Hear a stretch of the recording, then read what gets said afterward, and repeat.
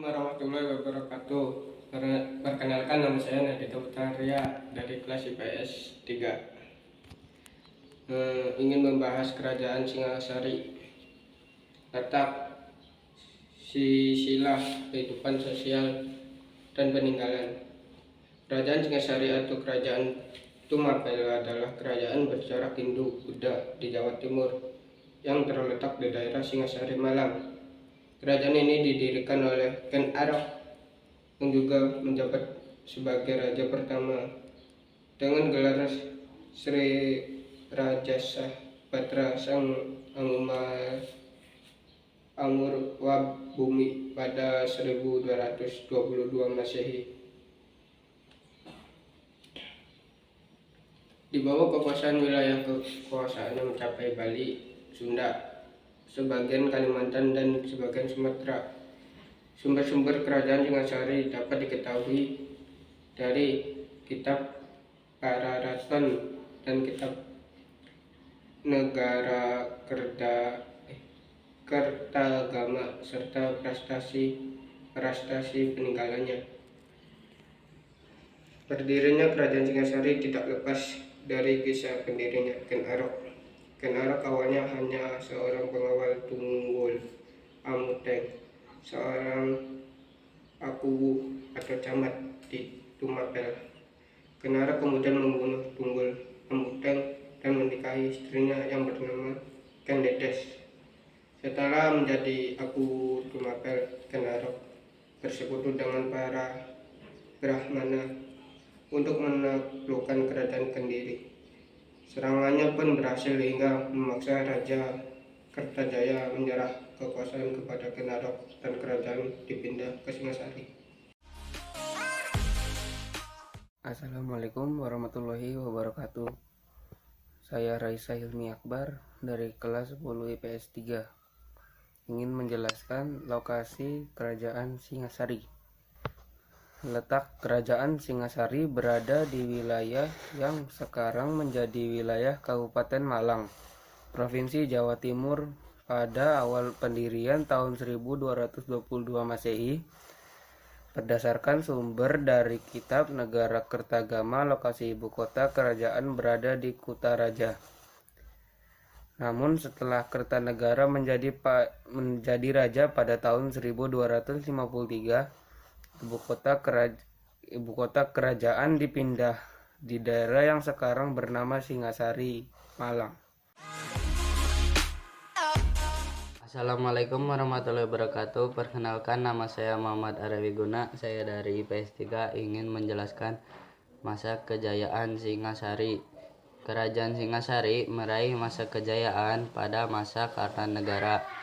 Dia mampu memperluas kekuasaan kerajaan Singasari pada masa Kartanegara. Agama Hindu dan Buddha berkembang pesat.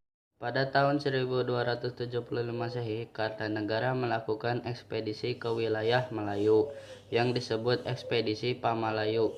Ekspedisi ini bertujuan untuk membendung pengaruh kewilayahan yang kian besar di Asia Tenggara.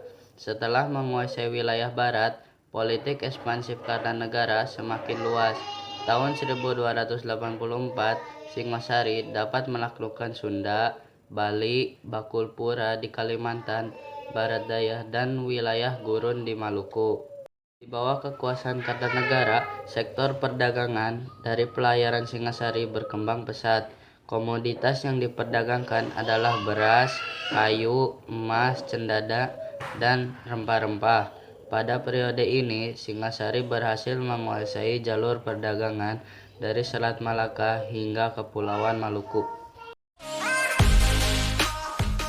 Assalamualaikum warahmatullahi wabarakatuh. Saya Rifki Manindayat dari kelas 10 IPS 3. Saya akan mempresentasikan tentang masa kejayaan kerajaan Singasari. Kartanegara adalah pemimpin terakhir sekaligus raja yang berhasil membawa kerajaan Singasari mencapai puncak kejayaan. Di bawah pemerintahannya, kekuasaan Singasari meliputi seluruh Jawa, Madura, Bali, NTT, Kalimantan, Sulawesi, Maluku, dan Melayu. Pada pemerintahan Kartanegara, kerajaan Singasari melakukan perluasan daerah dan hubungan dengan luar negeri. agama Hindu dan Buddha sama-sama berkembang.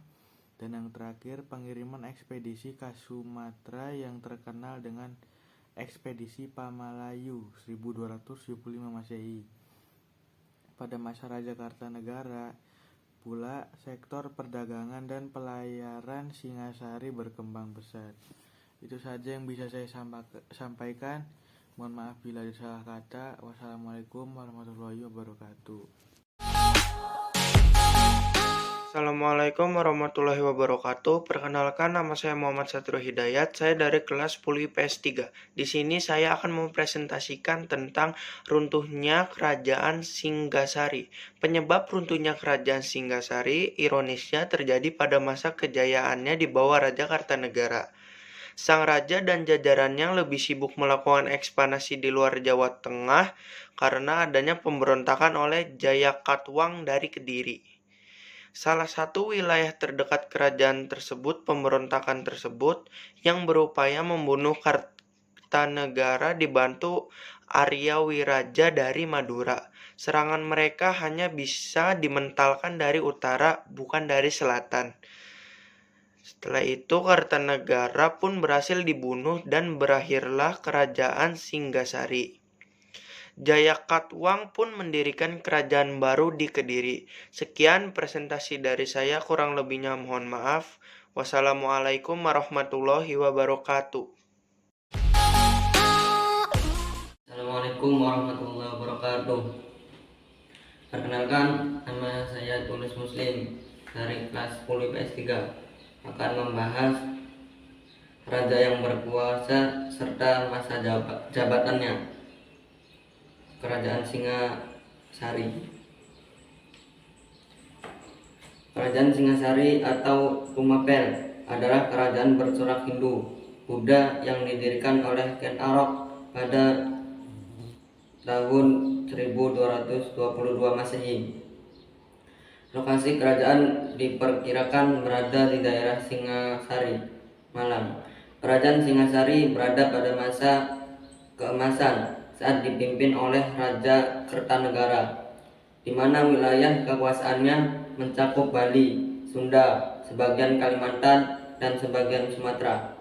Sumber kerajaan Singasari dapat diketahui dari kitab Pararaton dan kitab Negara Kertagama, serta prasasti-prasasti peninggalannya.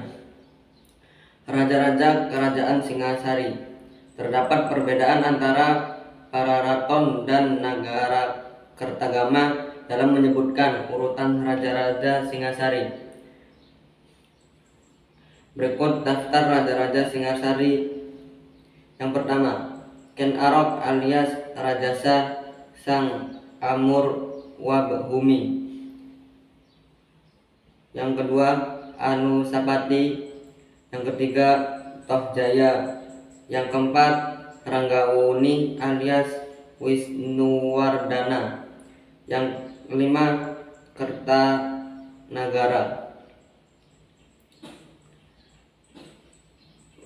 Ken Arok. Kerajaan Singasari didirikan oleh Ken Arok yang sekaligus menjabat sebagai raja pertama dengan gelar Sri Rajasa Bathara Sang Amur Wabhumi pada 1222 Masehi.